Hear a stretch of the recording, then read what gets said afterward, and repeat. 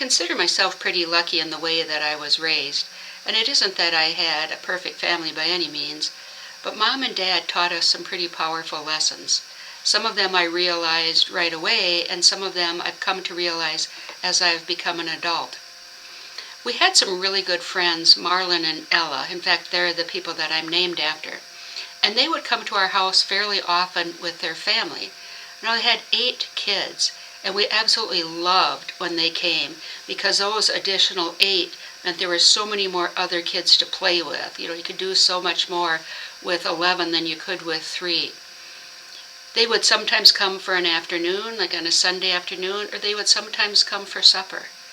And regardless of which it was, we were so excited to always have them in the house because we knew it was going to be full and loud and fun. Just a couple of years ago, I was talking to one of the daughters, and we were talking about how often they came to our house and how fun that was. And she made the comment that, well, we were happy to come to your house because not a lot of people in town wanted someone with 8 kids coming, with 10 extra mouths to feed at table. And my mother never, ever worried about that. She was just as excited to see them as she would have been any company that came to our house. And I think what a powerful lesson that was for me.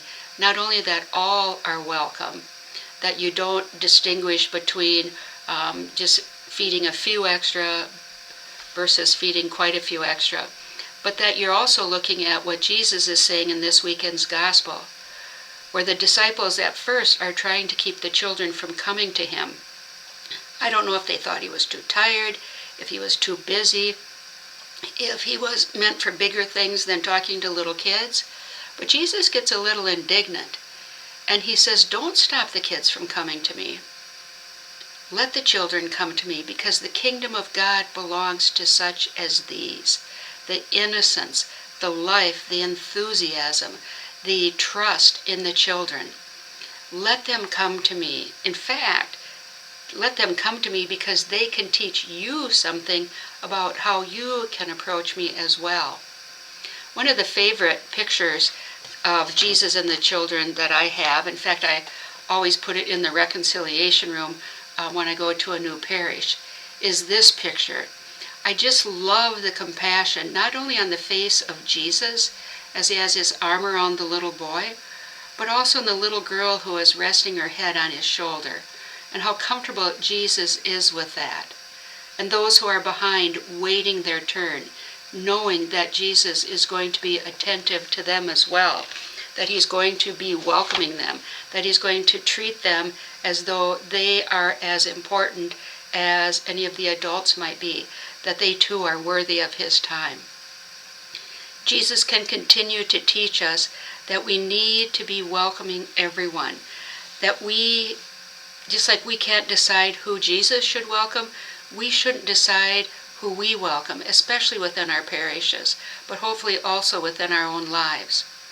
A couple of years ago here at St. Elizabeth Ann Seton, we were able to use the outline of a welcome message that a parish in Florida had used.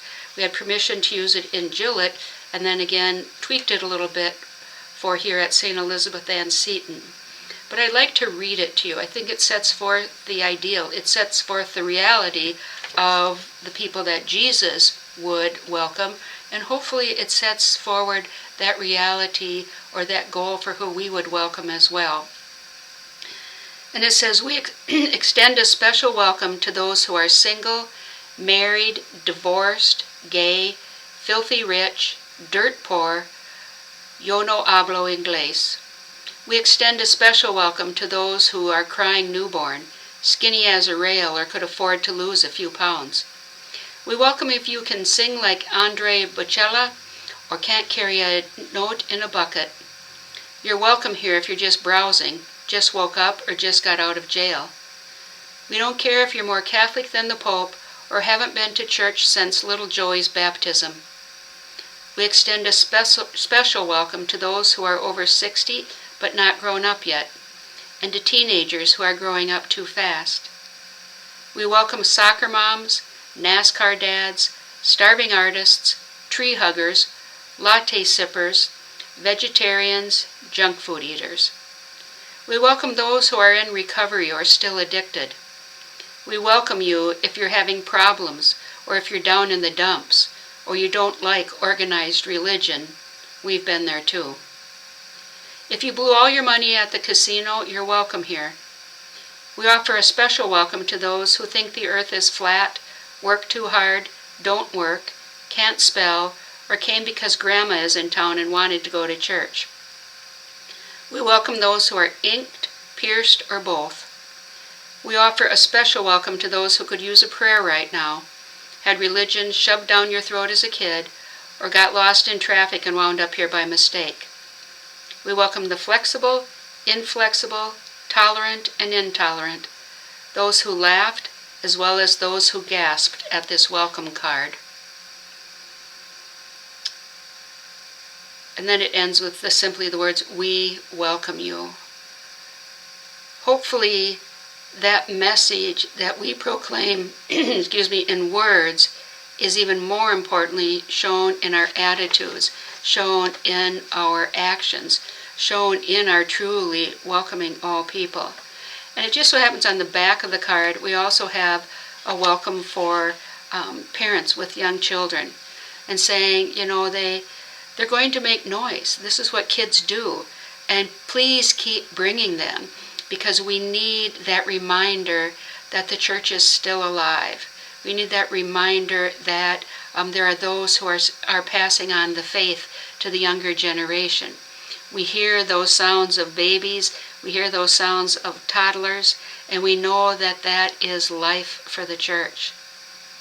Again, friends, as we listen to this weekend's gospel, I think it invites us to look at our own lives and to say, not only how do I welcome children, how patient am I when perhaps a child is interrupting my prayer time at Mass, is acting up a little bit in a store, but especially how do I welcome others?